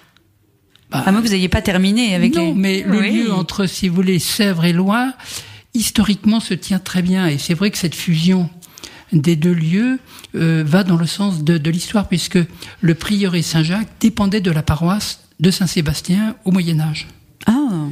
Donc on est dans une cohérence parfaite au niveau historique. Et quelle est la particularité de l'église Saint-Jacques, justement? Alors l'église Saint-Jacques, c'est une église romane qui a eu un développement donc à l'époque du gothique, et qui a notamment des voûtes Plantagenets. C'est vraiment la plus vieille église de Nantes, si on met de côté la chapelle Saint-Étienne qui est dans le cimetière Saint-Donatien et Rogatien. Voilà, donc on touche à l'antiquité de notre patrimoine religieux. Donc c'est la plus vieille. Ensuite, il y a l'église Saint-Sébastien. Comment est-ce qu'elle a évolué? Alors, l'église Saint-Sébastien, c'est un peu particulier parce qu'elle est très ancienne dans ses origines, mais au 19e, donc on l'a reconstruite. Donc entre 1868 et 1871, elle a été reconstruite parce que la population commence à croître, et puis il faut y dire que la Révolution a probablement pas mal secoué le quartier, puisque les Sébastianais étaient du côté des Vendéens. Donc il y a dû y avoir des troubles évidents. Donc on reconstruit, comme beaucoup d'endroits, une église dans un style néo-gothique, et qui s'achève en 1871, donc après la guerre de 70. Voilà. Alors, il y a l'église Saint-Jean l'Évangéliste. Elle symbolise quoi? Elle a été construite après-guerre. Alors, l'église Saint-Jean l'Évangéliste donc, est sur un axe sud et montre le développement de la ville au sud de Nantes. Ouais, il faut préciser aux auditeurs, c'est une grande bâtisse blanche qui détonne. Qui étonne. C'est-à-dire que je crois que si on ne voyait pas ce clocher qui est du reste très curieusement à côté de l'église, je crois qu'on passerait sans trop la voir. Et on a été obligé de réécrire dessus église catholique. Oui, les gens pensent, au départ, en arrivant, on peut penser que c'est une église protestante. C'est assez étonnant. Oui, parce que il y a le nom de Saint Jean l'Évangéliste. Oui, en plus. Qui n'est pas protestant évangélique, mais un des rédacteurs des évangiles. Donc il a fallu préciser les choses.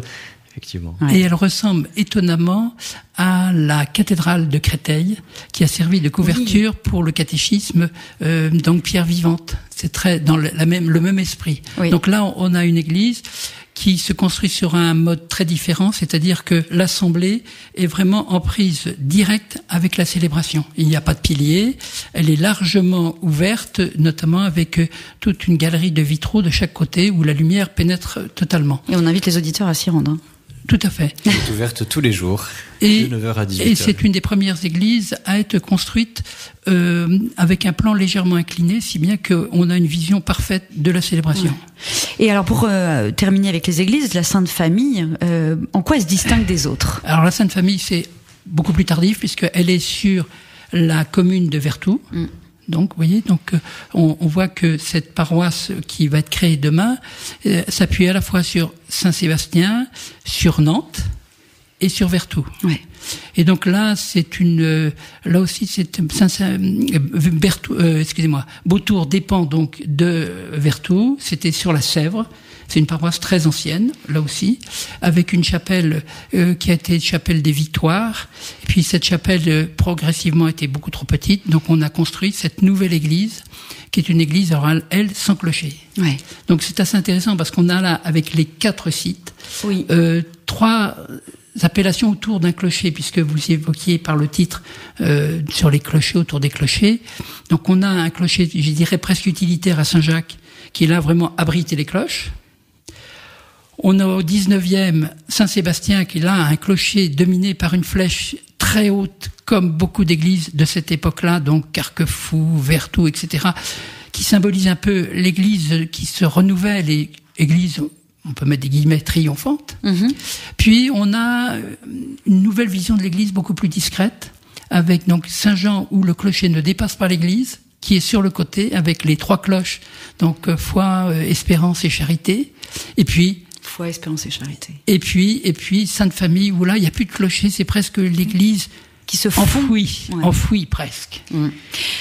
Et des voisins qui ne mettent qu'assez rarement les pieds dans l'église nous disent quand même, ce serait bien que notre église ait son clocher. Voilà. Donc les temps changent. Ce besoin quand même d'identification. Ouais. Et malheureusement, je suis obligée de vous couper là, Jean-François Henry. Merci beaucoup, c'est passionnant. On aimerait encore discuter des heures.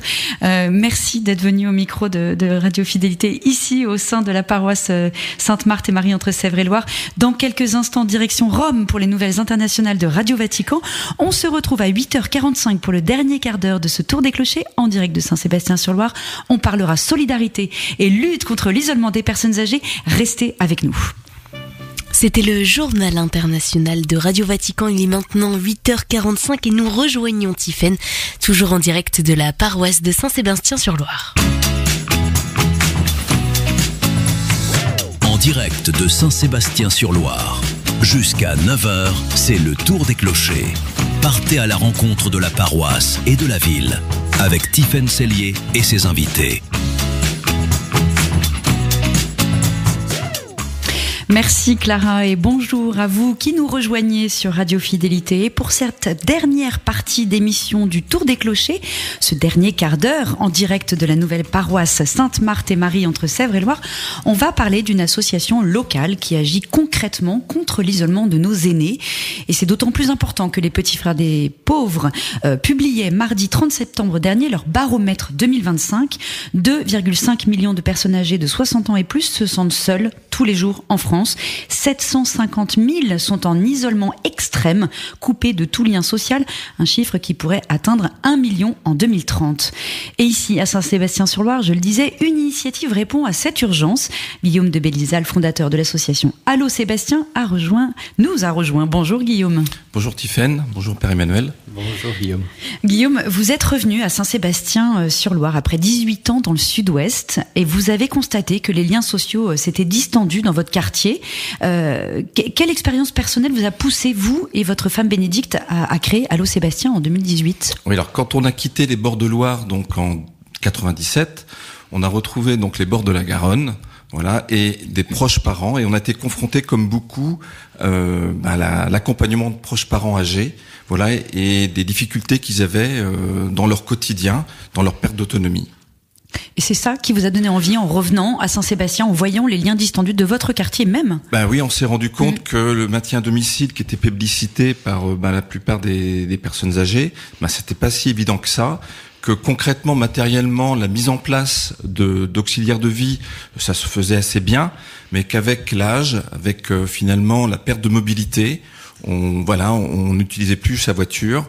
Les voisins ne pouvaient plus, les amis ne pouvaient plus non plus donc se déplacer, venir donc au domicile. Donc il y avait une perte de lien social qui était évident, et donc des grandes difficultés donc on va dire psychologiques qui se mettaient en place. Ces chiffres plus que matériels. Oui, psychologique.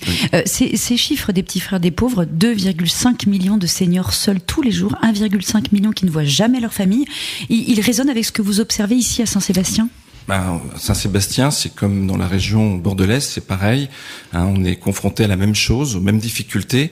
Donc on a des personnes âgées qui n'ont plus leurs enfants, ou des personnes âgées qui ont des enfants qui géographiquement sont très éloignés. Donc aujourd'hui, comment faire ?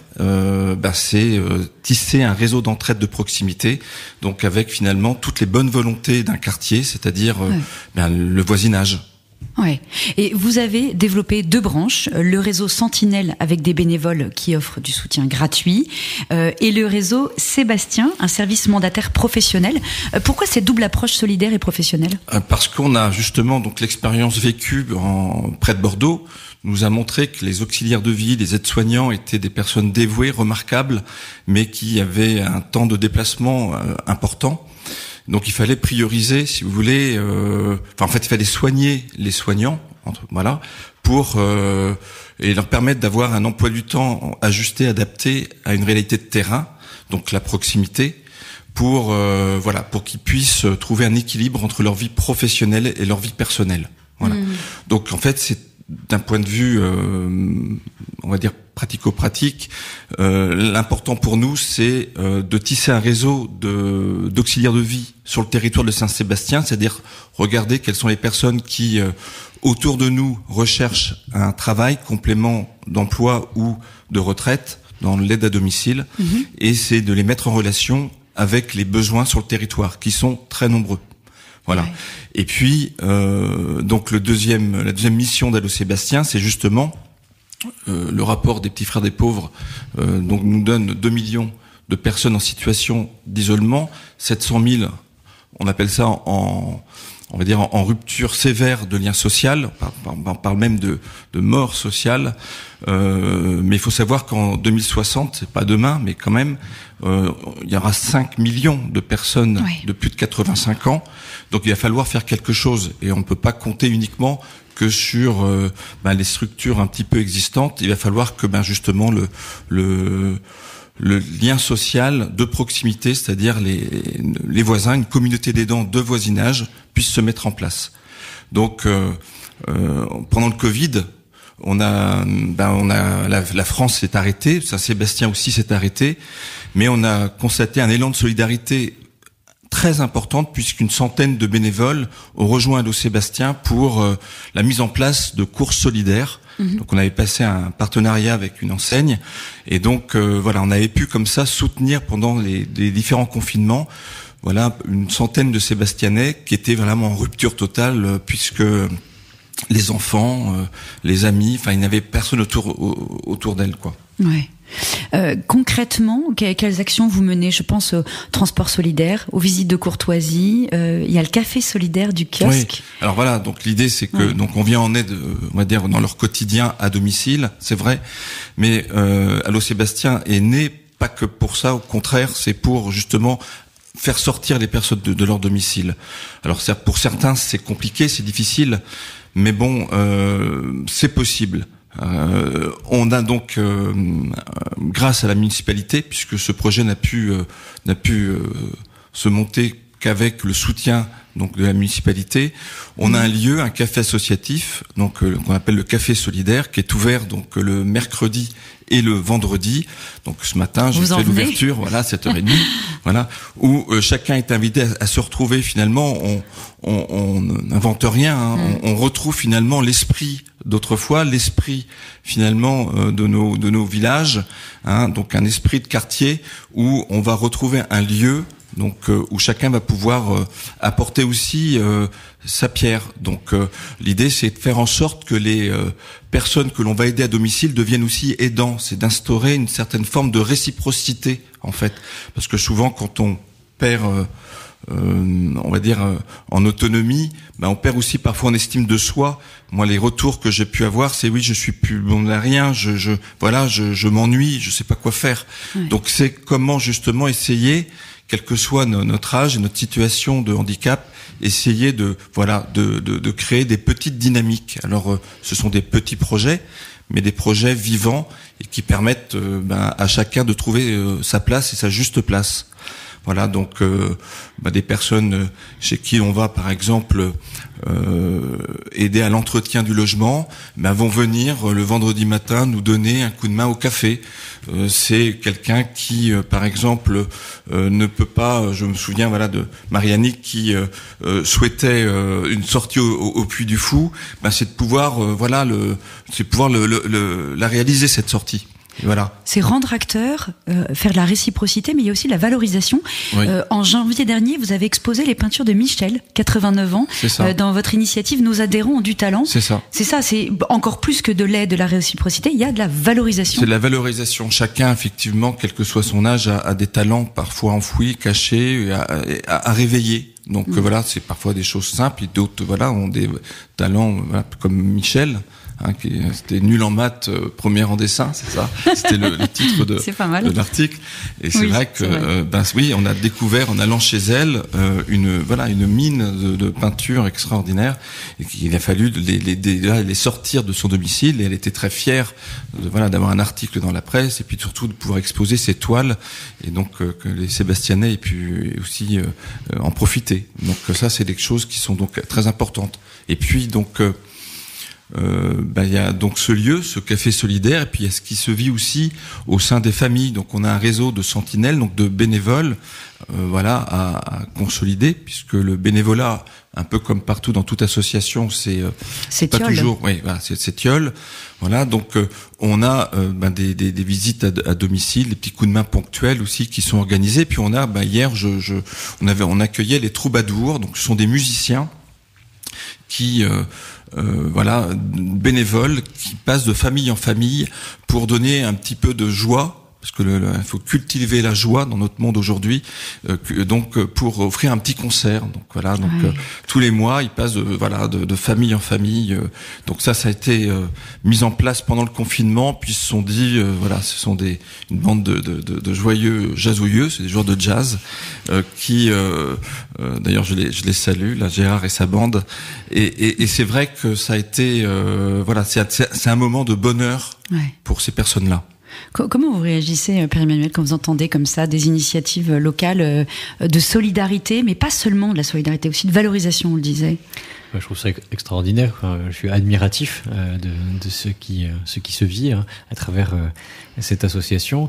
Et je suis impressionné par le nombre de personnes, et on voit, vous avez évoqué tout à l'heure la période du confinement, comment l'ouverture du cœur a été rendue possible à un moment critique, et finalement vous avez pu pérenniser l'investissement de ces personnes bénévoles auprès des plus isolés. C'est extraordinaire. C'est des choses qui ne se voient pas en apparence, mais qui changent tout dans la vie des personnes. Je pense à Mère Teresa qui, on lui disait mais à quoi ça sert? Et puis elle dit c'est comme une goutte d'eau dans l'océan. C'est vrai, mais si elle n'était pas là, elle manquerait. Et chacun retrouve son identité et prend conscience que sa vie a du prix. Et on le lui manifeste.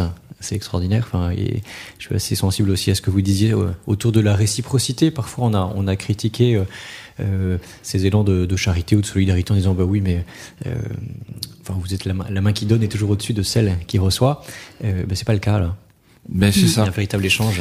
L'échange est important, en fait. En tout cas, ce qu'on a pu aussi constater, c'est que les personnes en situation de dépendance n'osaient pas forcément solliciter leurs voisins, parce que ils disaient mais qu'est-ce que je vais pouvoir leur donner, leur rendre, en fait.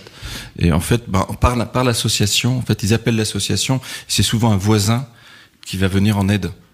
Donc en fait c'est quelque chose qui est donc très important. Eh bien, merci beaucoup Guillaume de Bélizal pour ce témoignage.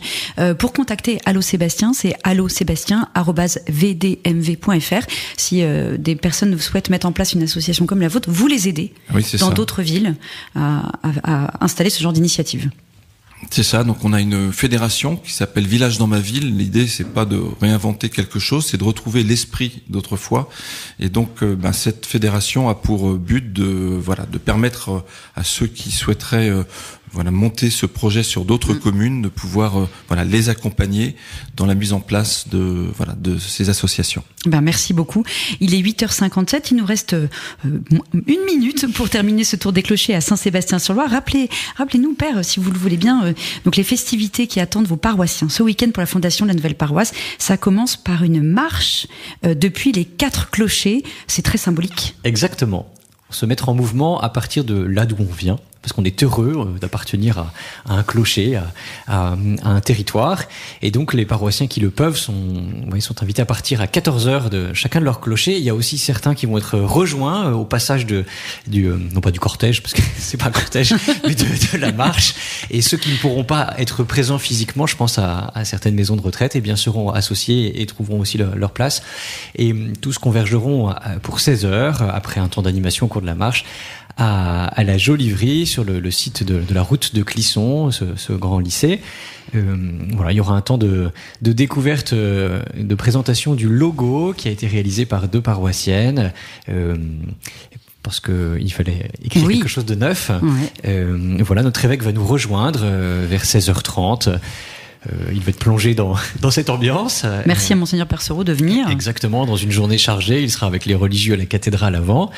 Et puis, à la suite de quoi, il y aura un temps de célébration, de messe, bien sûr, dans la chapelle de la Joliverie, avec toute cette communauté constituée, avec quelques invités qui nous font la joie d'être présents aussi. Quelques surprises nous attendent. Je n'en dis pas plus, mais il faut venir voir. Bien, on s'associera par la prière. Merci beaucoup, Père Emmanuel Mustière, de nous avoir accueillis ce matin. Je suis absolument ravie d'avoir partagé cette matinale en votre compagnie et au cœur de votre paroisse. Un grand merci également à tous les intervenants pour leur accueil et puis d'avoir accepté de se lever tôt pour les auditeurs de Radio Fidélité. Merci Clara pour d'avoir géré la technique et d'avoir été à nos côtés. Bonne journée à tous. Merci beaucoup Tiffaine. On vous retrouve dès vendredi prochain et si vous souhaitez que Radio Fidélité se rende dans votre paroisse, n'hésitez pas à nous contacter au 02 40 69 27 27. Bientôt 9h, dans quelques instants l'essentiel de l'info, mais tout de suite une courte pause publicitaire. C'était le Tour des Clochers avec la Maison du Bon Pasteur, EHPAD associatif nantais.